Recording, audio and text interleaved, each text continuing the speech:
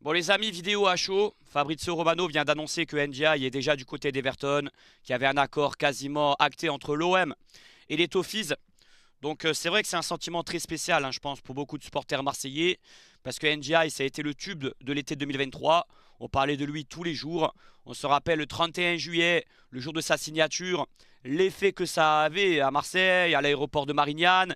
Le lendemain au stade Vélodrome, le premier match contre les Leverkusen, là où Dédé Fournel il présente toutes les recrues, Aubameyang, Kondogbia compris, c'est NGI qui est ovationné, c'est le seul qui a eu un chant spécial. Vous pouvez aller voir la vidéo sur internet. Donc je vais vous dire la vérité sur ce qui s'est passé avec NGI et je vous conseille de regarder la vidéo jusqu'en entier. Mon sentiment, il y aura aussi beaucoup de mea culpa, de beaucoup de parties d'ailleurs, ceux qui l'ont encensé à son arrivée, qui lui ont mis beaucoup de pression certainement. Donc on va revenir à là déjà. NGI a fait une super saison à Sheffield. Bon, juste avant, il était passé par le centre de formation de l'OM, on le sait. Et il a eu l'OM dans le cœur toute sa vie. Comme son papa d'ailleurs. Et puis, il y a eu un intérêt de l'OM. Peut-être bien aidé par l'impact qu'il y a eu sur les réseaux sociaux ou sur Twitter et autres. Tout le monde parlait de lui. Il y a eu quelques clins d'œil. Je me rappelle de Mbemba qui lui conseille à la télé en direct de signer chez nous. Et puis, voilà, il signe le 31 juillet. Et puis là, c'était une belle histoire, bien sûr. Une pépite qui a cartonné en Angleterre, qui a un pur talent, un dribbleur, un joueur techniquement au-dessus du lot. Les South Winners qui vont l'accueillir à l'aéroport de Marignane, c'est quelque chose de sacré quand même. Dans l'histoire du club, il y en a eu 4 ou 5 des joueurs qui ont eu un tel accueil, même si ce n'est pas lui qui l'a demandé. Et puis sur Internet, une hype, je répète, très importante depuis le début des rumeurs. Je parle des youtubeurs, dont je fais partie. J'ai été un des premiers, un des fers de lance à vouloir l'arrivée de NGI, parce que j'avais déjà vu avec le Sénégal en Coupe du Monde. Il avait été un des meilleurs Sénégalais contre l'Équateur. Bon. Voilà, et puis même lors de certains matchs de préparation. Et puis ça ressemblait à une belle histoire. Bon, j'étais pas été le seul encore une fois, parce que la grande majorité des supporters de l'OM voulaient son arrivée. Il n'y a qu'à vérifier cela, et puis on en parlait tellement, c'est une réalité. Et puis il y a ce premier match amical contre les Leverkusen où NGI venait d'arriver sur Marseille 24 heures avant. Cette vidéo du club où il refait ses jongles à la gare Saint-Charles, etc. Bref, des belles images. Et puis ça nous a tous donné des frissons. Je vous répète, le 31 juillet 2023, je me rappelle de la date où NGI a signé à l'OM. C'est un truc de fou quand même. Il y avait une odeur à Marseille spéciale. Je sais pas, je croisais des supporters, même sur Internet, on était tous, waouh, les yeux comme ça. Mais aussi, c'était la conclusion d'un mercato qu'on pensait réussi. Les Kondogbia, Aubameyang, Ismaïla Sarr, Reynald Lodi, niveau Ligue des Champions, soi-disant. Bref, on était dans un été où on s'est emballé. Et NGI, c'était l'apothéose. C'était la cerise sur le gâteau. Donc, il y a ce match amical contre les Leverkusen où, dès les premiers touchés de balle, on sent que ce joueur, il a quelque chose. C'est un des rares joueurs quand il prend le ballon, à pouvoir éliminer un adversaire direct sur un contrôle orienté. Et ça, on l'a vu toute la saison avec l'OM. C'est une des qualités qu'il a mises en avant. On ne peut pas dire l'inverse. Il a montré aussi beaucoup d'envie. Je crois qu'il a eu des crampes même dès l'heure de jeu. Mais le problème dans tout ça, c'est que NGI, il a tellement voulu rendre l'accueil qu'il a eu à l'aéroport, sur Internet, qu'il s'est mis une pression, qu'il a déjoué. Et vous savez, l'expression à Marseille, la pression, elle peut être néfaste. À Marseille, ça peut te peser de jouer avec le maillot de l'OM. Eh bien, NGI, c'est l'exemple parfait. Pourtant, j'en ai connu à l'OM. Des joueurs qui ont déjoué chez nous. Vraiment. Qui a été méconnaissable, qui n'a jamais réussi mentalement à s'enlever cette pression. Après, il y en a d'autres qui arrivent, je répète, à se servir de ça, qui se sont sublimés grâce à ça et qui ont été au sommet grâce à ça. Sinon, ça aurait été des joueurs moyens ailleurs. Donc, c'est tout ou rien. Ensuite, bon, vous savez, quand on dit que NGI il a été protégé par les supporters de l'OM, ça, je suis pas d'accord. Et ça, c'est pas vrai. Dès le mois d'août, dès le mois de septembre, au bout de 4-5 matchs, on se disait, mais oh, NGI, c'est pas bon, c'est moyen. NGI, il faut vite qu'il se réveille. Et surtout, parce que ça c'est rien encore, c'est les avis footballistiques. Beaucoup de supporters de l'OM disaient, ouais, comment il s'appelle, celui qui aime l'OM là, mais moi aussi j'aime l'OM, sauf que je joue pas à l'OM. Vous vous rappelez de toutes ces... Voilà, mais ça on s'en fout. Toi t'es pas joueur professionnel. Si tu as un club qui propose plus d'argent et l'OM, qu'est-ce que tu vas faire à la place d'NDI? C'est là où tu pourrais comparer. Bien sûr que tu voudrais jouer à l'OM gratuitement. Moi, un autre, tous ceux qui ne sont pas professionnels, on irait à l'OM gratuitement en tant qu'amoureux du club. Mais c'est pas la même position que lui, c'est incomparable. NDI, autant il a eu un accueil extraordinaire, autant les supporters ont été au cours de la saison, pas tous, mais une partie cruelle et toxique. Et c'est à l'image de Marseille. On est un public exceptionnel, fervent, unique. Je suis le premier à le répéter très longtemps. Mais on a une part de toxicité, j'arrive pas à le dire. Et d'un côté malsain, au-delà de l'exigence, hein, et vous savez que c'est la vérité, les gars. Je vais vous donner un exemple, une anecdote. Je discutais avant-hier avec un Algérien. On parlait de la future arrivée de Belloumi. Et lui, il faisait partie des gens qui étaient contre son arrivée à l'OM. Il préférait Benfica ou l'Ajax. Et il me disait, ouais, Marseille, c'est trop de pression. Et moi, je dis, mais attends, tu rigoles. En Algérie, quand tu joues avec l'équipe nationale au 5 juillet, la pression, elle est énorme. Ils sont très exigeants là-bas aussi, hein, très durs. Et lui, il m'a répondu un truc. Il m'a dit, ouais, mais à Marseille, la pression, elle est malsaine envers les jeunes joueurs. C'est pas pareil. Et là, pour la première fois de ma vie, parce que moi, j'ai répondu à tout sur l'OM, je ne savais pas quoi lui dire. J'étais, je savais pas. Parce que, il a raison. Nous, avec les jeunes joueurs, on s'en fout. On les juge pareil. Même s'ils viennent d'arriver, ça va dans le même sens. Les mecs qui viennent d'arriver, les jeunes joueurs. Et puis je sais très bien, en Algérie, les gens, ils se disent, bon, il vient enfin, c'est un jeune joueur, on verra plus tard. Même dans le stade, ça se ressent. C'est pas les mêmes réactions. Nous, c'est l'impatience qui nous caractérise. Et je vais vous dire un truc concernant le centre de formation.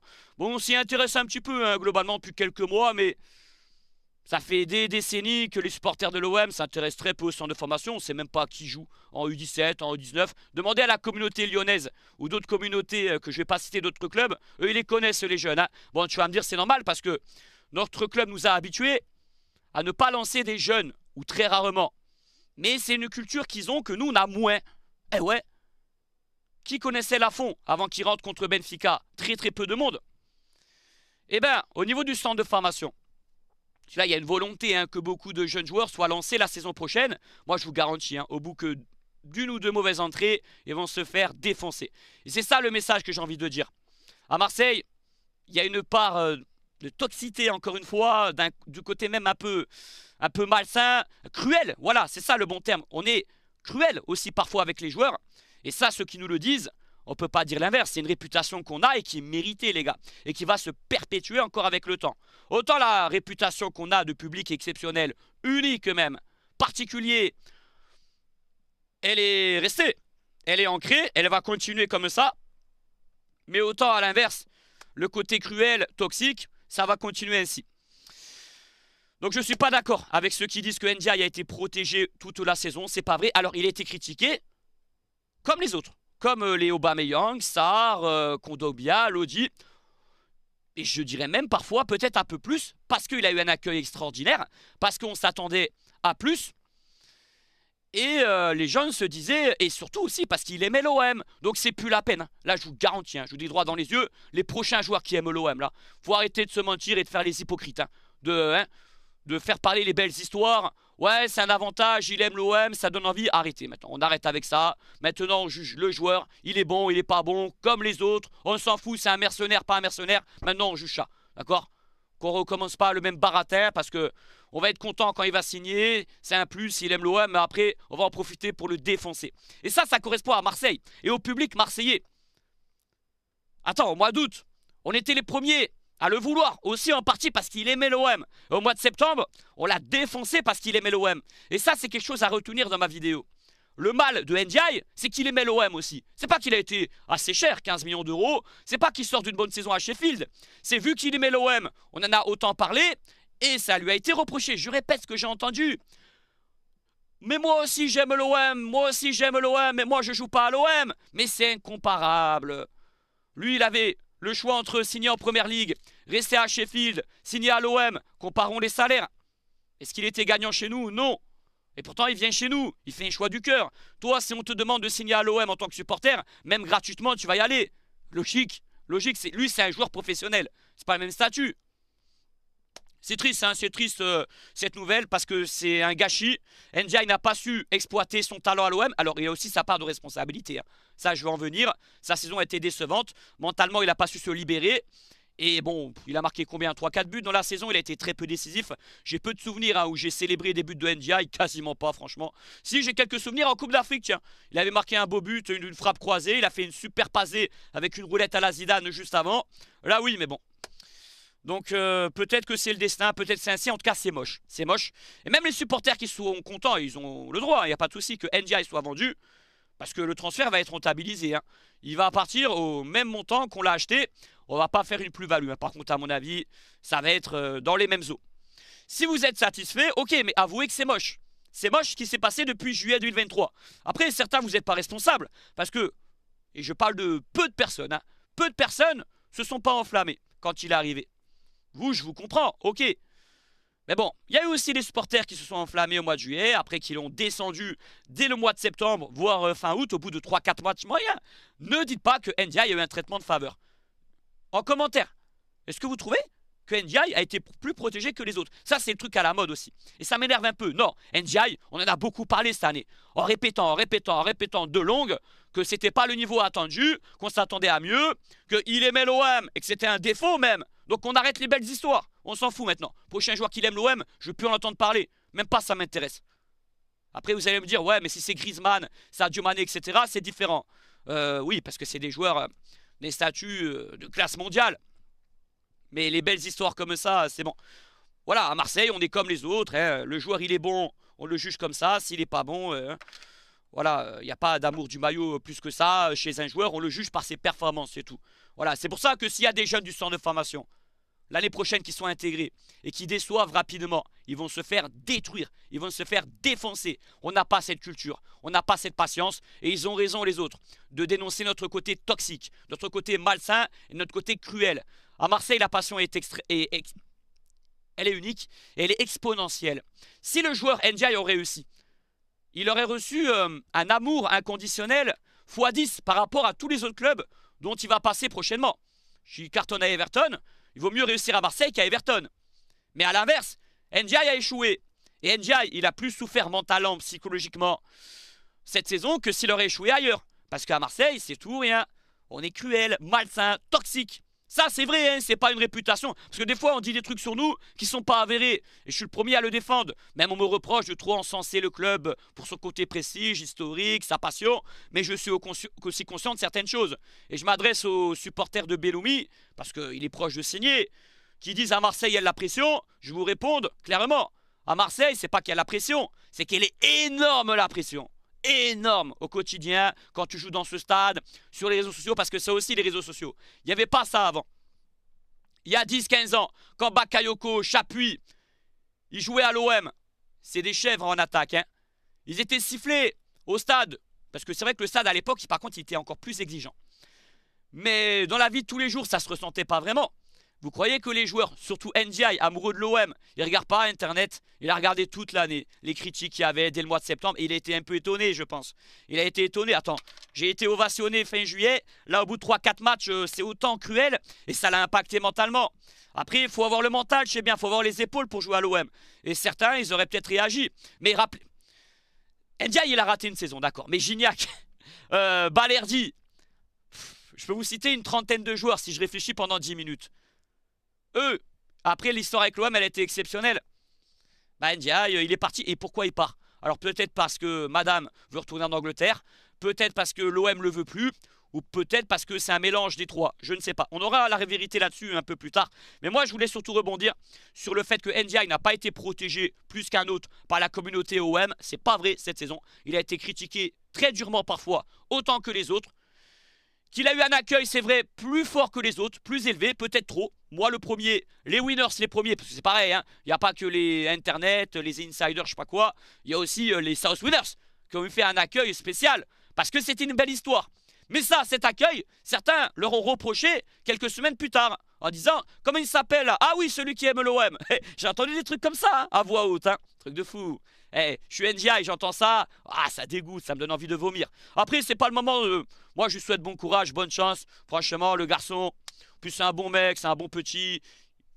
Ça se voit, il a du talent. Je lui souhaite de réussir, de cartonner ailleurs, comme je pense à tout le monde.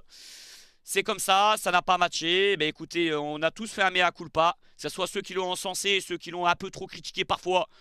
Et lui, hein, même le joueur, même le club, hein, même l'OM, le club. Voilà, la vidéo de son arrivée, toute la communication qu'il y a eu autour. C'est triste, c'est moche, c'est moche. Parce qu'on aime aussi le foot, on aime un club pour ses belles histoires. Si Ndiaye aurait réussi à l'OM, ça aurait été mieux que si Sarr réussisse ou si Luis Enrique réussisse. On aurait été 10 fois plus contents. Soyons honnêtes, il y avait un côté attachant à travers tout ça. Mais là, bon, après je dirais pas qu'on passe pour des pifres, hein, parce que ça peut arriver à tous les clubs. Mais bon, voilà, il a été surexposé, c'était le tube de l'été 2023, Ndiaye. Iliman Ndiaye. Nya nya nya nya nya nya nya. C'était ça à l'aéroport, hein, fin juillet. C'est pas moi qui l'ai inventé, hein. Ça part des South Winners en premier lieu. Et puis au stade Vélodrome, le lendemain contre les Leverkusen, tout le virage sud, comme un seul homme, à l'unisson. Ndiaye. Ndiaye. Toutes les autres recrues, elles sont arrivées tête basse sur le terrain. Rien, que des applaudissements, c'est tout. Donc c'était la rockstar. Et au final, la pression l'a pesé tellement. Mais dès son arrivée, parce qu'il a voulu tout donner. Pour nous, pour nous, pour nous. Dans son jeu, ça se voyait. Je sais pas, les crampes au bout d'une heure contre les Leverkusen. Bon, tu vas me dire aussi, il y avait la fatigue du voyage. Et puis, au bout de quelques matchs, quand il a vu les critiques, peut-être un peu exacerbées d'entrée, parce qu'on s'attendait à mieux, là, il a commencé à douter. Enfin, bref. Et puis, en plus, il arrive dans une saison chaotique. C'est ça le pire. Parce que je disais, Gignac, Balerdi, ils ont raté leur première saison. Mais lui, 4 entraîneurs. Il est ballotté à droite, à gauche, faux neuf, seul en pointe. Pas facile. Il y a eu la CAN au mois de janvier. Quand le contexte à Marseille est plus, je dirais pas plus calme, parce qu'il est jamais calme, mais il est plus positif. Je sais pas, la saison de Sampaoli, la saison avec Elibop, on est deuxième. La saison avec Villas-Boas, on est deuxième. Là, quand même, tu as un contexte où, ouais, on peut le dire, c'est un peu plus calme. Allez. Mais là, une saison comme ça, la saison Mitchell, la saison avec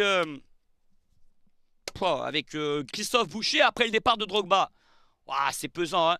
Moi, j'aime l'OM, mais je ne souhaiterais pas être à la place de Longoria, hein. Même avec son salaire, avec ce qu'il touche, je ne souhaite pas à mon pire ennemi d'être à la place de Longoria pour recevoir ce qu'il reçoit tous les jours de la part de tel. Moi, après, tu vas me dire, il regarde pas, ou il en entend des choses, forcément, il est obligé. Mais il faut avoir un peu de mental quand même. Et après, vous allez me parler d'argent. Ouais, mais ils ont des gros contrats, mais ces joueurs, ces mecs plutôt, ces mecs, ils sont habitués à gagner beaucoup d'argent. Et ils pourraient en gagner ailleurs de l'argent. Longoria, il peut en gagner ailleurs, en Espagne ou autre. Bon, tu vas me dire, il ne serait pas président, mais bref, peu importe, tu m'as compris. Ndiaye, il pourrait en gagner dans un autre club, où il y aurait moins de pression. Bon, c'est vrai qu'il y aurait moins de ferveur aussi dans le même temps, ça on le sait. Donc l'argent, quand on est à la place de ces gens-là, ça fait pas tout. Et ils s'habituent à cette, voilà, à cette maille, à ce salaire. C'est pas comme si nous, on devient joueur professionnel. Au bout d'un mois ou deux, on est super content d'avoir de tels salaires, c'est une nouvelle vie. Mais au bout de 2-3 ans, on s'en fout. Hein. On lit des critiques, on se fait insulter, on se fait cracher à la figure. Je te garantis, on réagit. Enfin voilà, on serait comme on est au quotidien. Donc voilà, moi je pensais comme vous à l'époque, enfin comme certains, que les joueurs de foot, ils ne pouvaient pas se plaindre des critiques. Attends, il n'y avait que ça comme côté négatif dans leur métier. Sauf qu'il n'y a pas que ça déjà, il y a plein d'autres choses. Mais en plus, parce que dans ma vie personnelle, bon, je ne vais pas rentrer dans les détails, mais j'ai aussi un exemple qui parle. Mais en plus, c'est pas la vérité. Voilà, tu deviens comme tu étais avant, parce que tu t'habitues à tout ça. Bon les amis, je vais m'arrêter là. Ça fait 18 minutes que j'ai parlé du cas Iliman Ndiaye. Je lui souhaite vraiment une bonne continuation, même si je pense qu'on a la vérité dans les prochains jours sur pourquoi il est parti. J'ai ma petite idée encore une fois. C'est triste, c'est moche. Donc, mea culpa de beaucoup de personnes, beaucoup. Même ceux qui ont critiqué, attention. Hein. Il n'y a pas que ceux qui l'ont encensé. Enfin, les critiques sont normales, sont justes. Sa saison a été décevante. On a tous été... Enfin, c'est normal de dire ça, c'est la réalité. Mais je parle de ceux qui ont dit « On s'en fout qu'il aime l'OM. Mais moi aussi, j'aime l'OM. Mais arrêtez un peu, alors qu'on arrête avec les belles histoires. C'est fini. D'accord? Le prochain qui aime l'OM, sauf s'il s'appelle Griezmann, Sadio Mané ou comment Pogba, parce que lui aussi il aime l'OM à la base. Allez, pourquoi pas, mais les autres, hein, parce qu'on les préviendra les autres. Hein, tu vas avoir un bel accueil. Mais attention, ça va se retourner contre toi. Et c'est à l'image de Marseille, de la ville, du club, du stade. On peut être magnifique, mais cruel et toxique à la fois. Et les vrais savent de quoi je parle. Et en quelques mois, hein, ça se retourne vite. Hein. Comme dirait Deschamps, et ça il le répète tous les jours. Comment, la girouette, enfin...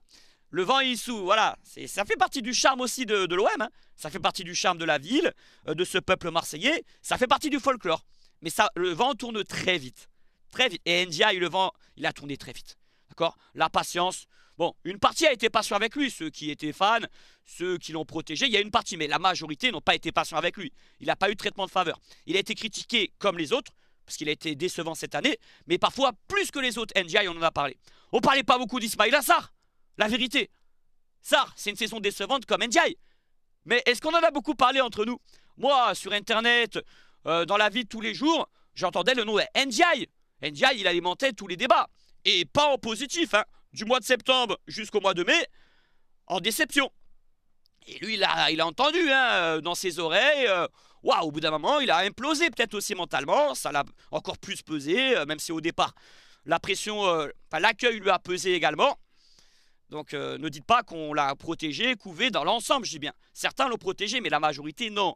C'est pas ce qui ressort. Il a été au contraire très critiqué Ndiaye parfois, parce qu'il a eu un accueil extraordinaire, parce que ça a été reproché, parce qu'on n'aurait pas dû l'accueillir comme ça, parce que c'est un joueur pour certains trop moyen. Mais bon, ça ressemblait à une belle histoire, c'est pour ça qu'il a été bien accueilli aussi. Donc on arrête alors avec Marseille, le côté beauté, les belles histoires qui aiment l'OM, l'amour du maillot. Non, non, non. Nous on veut un joueur performant et c'est tout. Voilà, c'est tout, c'est tout, c'est tout. Bon, voilà, c'est une vidéo avec le cœur, les amis. J'ai parlé à chaud et j'ai dit ce que j'avais à dire globalement. Je vérifie sur Twitter s'il n'y a pas de nouvelles infos. Non, non, non, on est bon. Mais c'est fait, hein, c'est acté. Hein. Romano vient de tweeter, accord avec Everton. Il est déjà là-bas, donc il part à 99%. Voilà, c'est comme ça. J'avais envie de rajouter un truc pour finir sur les réactions des supporters là. Ouais, bon, je sais plus, c'est pas grave. N'hésitez pas à liker la vidéo et à me donner votre avis en commentaire, que ce soit positif ou négatif. Je sais que j'ai parlé un petit peu avec le cœur, mais bon, des fois, hein, t'es obligé. Hein. Moi, je suis un peu touché. Bon, après, je vais m'en remettre. J'aime l'OM. J'aime l'OM avant tout. Moi, des joueurs qui ont quitté le club que j'aimais, il y en a eu plein. Hein. Notamment le plus grand, Drogba. En l'été 2004, que j'ai connu au 21e siècle. Ça a été le plus grand Drogba chez nous. Le plus fort, en tout cas. Donc je vais m'en remettre, mais c'est triste, c'est un sentiment de gâchis, de tristesse, c'est moche comme histoire, c'est moche, donc c'est dommage. J'aimerais bien que ceux qui l'ont critiqué fortement au cours toute l'année reconnaissent que c'est moche au final. Bien sûr, on lui souhaite bonne continuation, parce que hein, sa volonté de partir, croyez-moi, c'est ce que j'ai cité juste avant. Bon, Forza l'OM, et on se retrouve rapidement pour d'autres vidéos, Mercato. Mais voilà, comme j'ai dit, les autres recrues comme Sarr, comme... Lodi, etc. On en a moins parlé, même quand ils n'étaient pas bons. Parce que c'était pas Ndiaye. Ndiaye qui était le tube de l'été 2023. Donc, autant il a été accueilli mieux que les autres, mais autant parfois il a été critiqué peut-être un peu plus que les autres.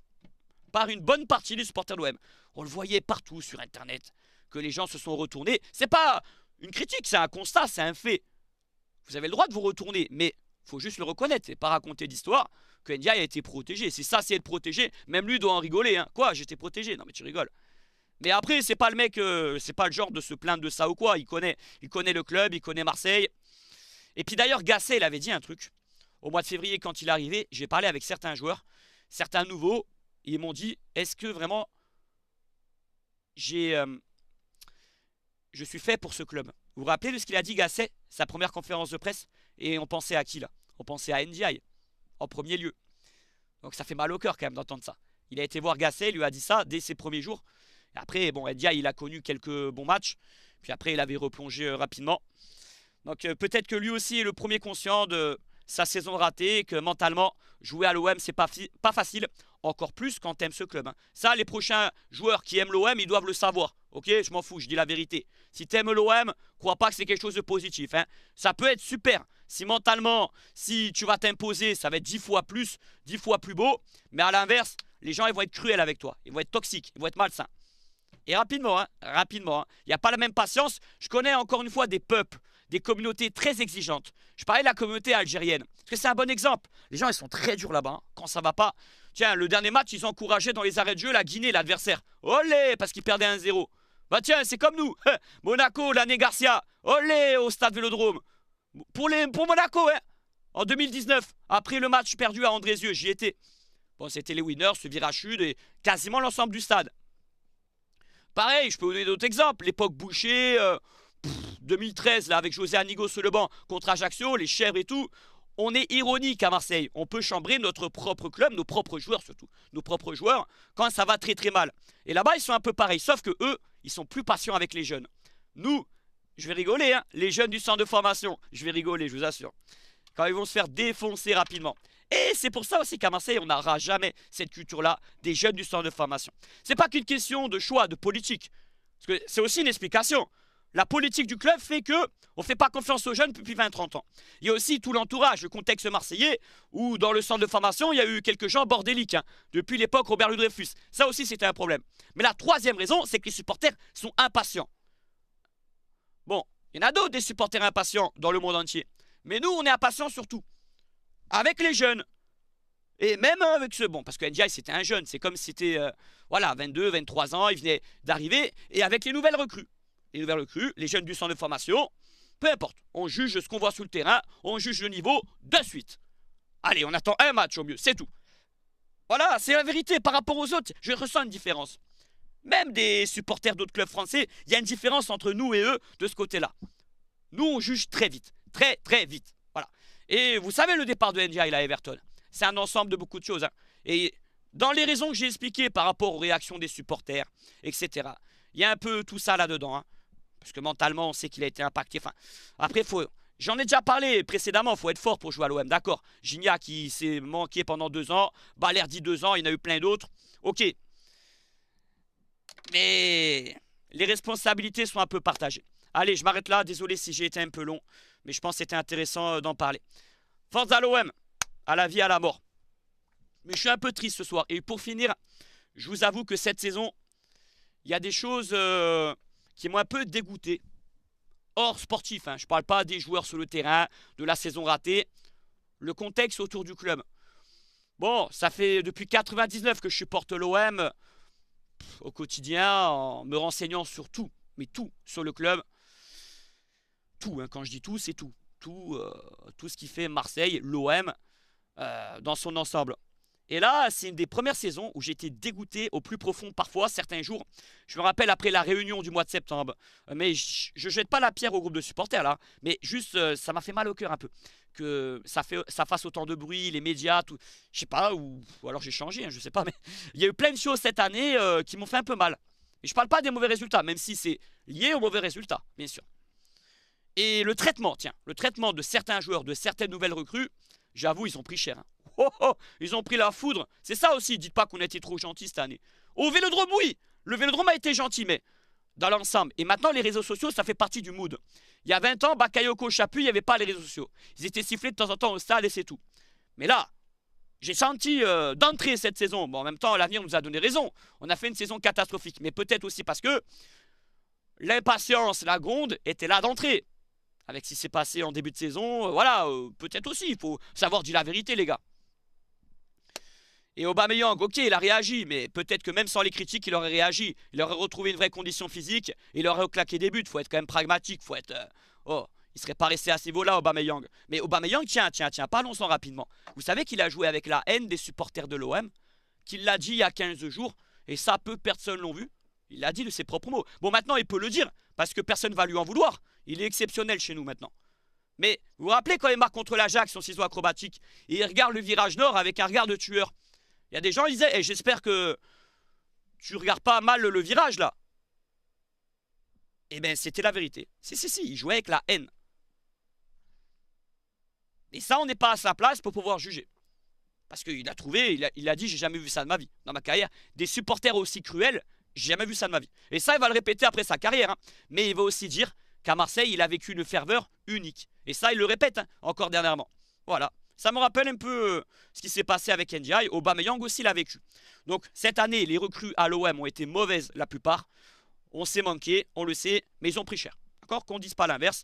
Et je pense que l'année prochaine, vu qu'on repart sur une saison sans Coupe d'Europe, il y aura un peu plus de patience. Mais on ne se refait pas. On finit deuxième l'an prochain. Le mercato à venir dans 1 an, on redeviendra impatient. Ça dépend des résultats qu'on a connus récemment. Là, on a été 8e, donc on peut faire que mieux. On sera que mieux que 8e, les gars, c'est la vérité. C'est comme la saison avec Villas-Boas, la dernière, on est à la cave Après Sampaoli arrive, on était comme des fous là. Oh génial, génial, on était même dans l'euphorie, beaucoup trop dans l'euphorie les premiers matchs. Et là on était assez patient cette saison là. Voilà, ça tourne, c'est des cycles. Allez, force à l'OM, désolé d'avoir été long la team, mais j'avais beaucoup de choses à dire. A bientôt.